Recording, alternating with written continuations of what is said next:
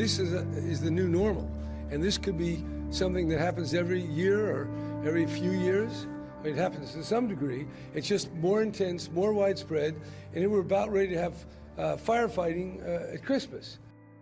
I'm reminded of former United Nations Secretary General Kofi Annan, who once famously said, "There is no such thing as a natural disaster." What makes a natural disaster is that which is most unnatural, meaning the way that human beings have created injustices in waiting, the ways in which we design our cities, our communities, our societies that literally set people up for failure, that set people up to be hit the hardest by natural disasters.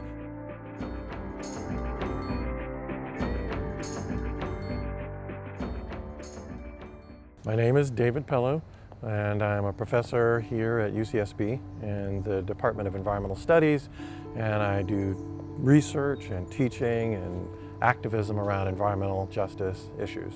There are three leading factors that set people up for greater vulnerability in the wake of natural disasters, and those are race, class, and gender. We see that working class folks, immigrants, women, people of color are hit hardest. They are hit hardest for a number of reasons, because they tend to live in areas that are most prone to flooding, to other natural disasters, to extreme heat.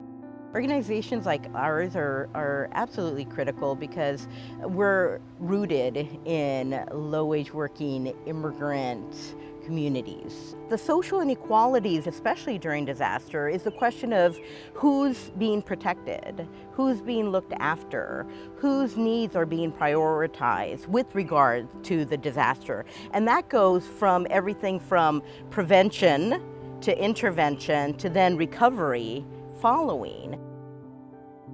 So in terms of the Thomas fires and the debris flows here in Santa Barbara County and Ventura County, I would say there were a number of injustices. One that I don't think has gotten enough attention is the fact that when the Thomas fires were raging, we saw people like me, faculty who are upper middle class, who are very privileged, who are well-heeled, and most of the students, as far as I know, here at UCSB, being given a leave for many, many days. Many staff at UCSB were compelled to work and were breathing in carcinogenic materials, and this was an incredible injustice. While everybody else was staying home from work because of the poor air quality, farm workers were still being required to go to work. When roads are closed, think about low-wage workers and their cost constraints. There were some basic emergency transportation modes that were opened up, but they were really inaccessible for low-wage workers.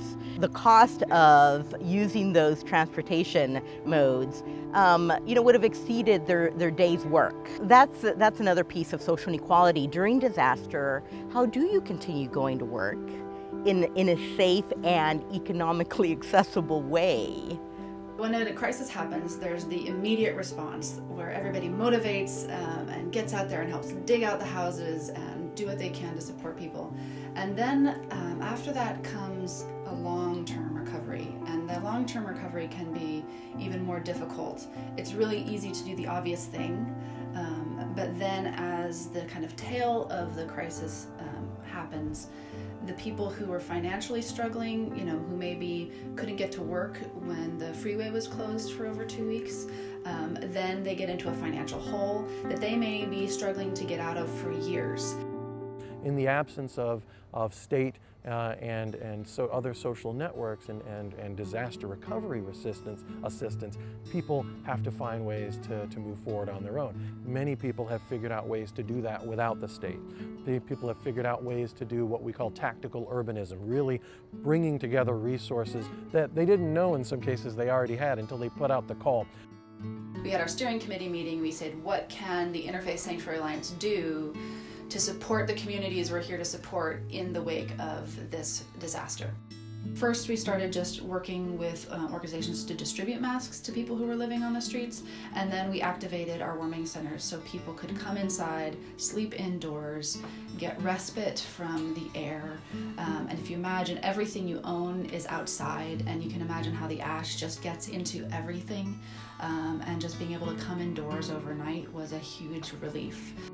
The Bucket Brigade came together to help victims of the debris flow by really saying, you know, these people have so much mud in their homes. They are getting quotes that are astronomical to remove the mud out of their homes. Their insurance companies may not look at their homes until the mud is out, and people were feeling helpless. And so the Bucket Brigade came together and organized and sent volunteers out to go move mud out of homes. The community members can really organize and have a significant impact on the community. And we've seen that here. You know, the county was super busy with opening roads, with search and recovery and rescue efforts.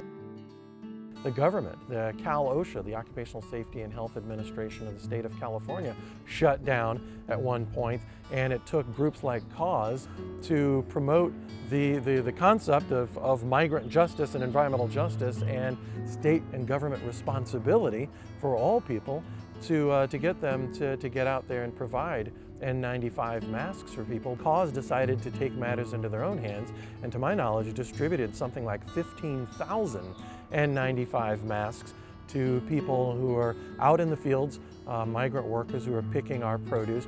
None of us can be resilient on our own. We need a whole network of organizations and institutions that help to protect us and to make us resilient. Preparedness isn't just having extra water and canned food in your cupboard. It's also knowing about the networks that will be there when needed, that can step into those spaces, because we're going to need them. And I think this crisis was an example, and this community was really an example of how people can step up for each other. You know, when you think of everybody as your neighbor, it creates a capacity that can be energizing and inspire hope when people are feeling depressed, and we're going to need those in the climate crisis.